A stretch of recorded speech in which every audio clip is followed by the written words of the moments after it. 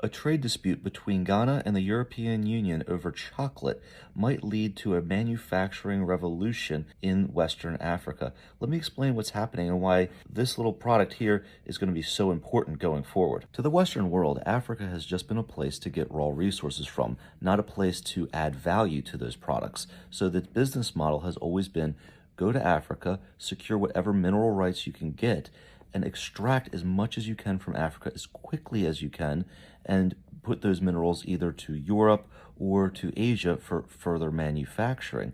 But they got a little bit greedy this time, and they may have pushed the Africans too far. So here's the backstory. Ghana, along with Cote d'Ivoire, produces over 2/3 of the world's supply of raw cocoa, and 80% of that raw cocoa is purchased by the European Union, where they manufacture it and turn it into chocolate, which is then sold throughout the world. It's a $100 billion industry, of which Ghana only gets about 6%, which Ghana was okay with until the European Union started to threaten them with sanctions if they did not become more environmentally friendly. Ghana asked the European Union what they had to do to be more environmentally friendly, and one of the suggestions that was made was that Ghana could purchase carbon credits. Now, what's a carbon credit? That's essentially paying someone to not pollute. So what the European Union said to Ghana was, if you pay us not to pollute, we will overlook you not being environmentally sustainable. As you can imagine, this ticked off their government quite a bit. So the president of Ghana wanted to get in front of this issue and not have leverage over him, and he made a bold proclamation that Ghana would not sell cocoa in the same way they had been selling it to their Western trading partners. Instead, over 50% of the cocoa would be processed right in Ghana.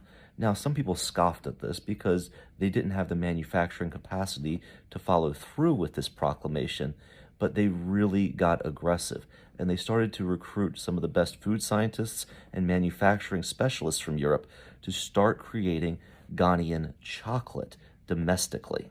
And in a power play straight out of a business negotiation handbook, Cote d'Ivoire and Ghana both boycotted the Brussels Cocoa Conference this year, showing that they were going to be very serious about declaring their independence from European chocolate manufacturers. If Ghana and Cote d'Ivoire are successful in standing up for themselves against the European Union in this trade conflict, I think this has broad implications to the manufacturing industry across all of West Africa.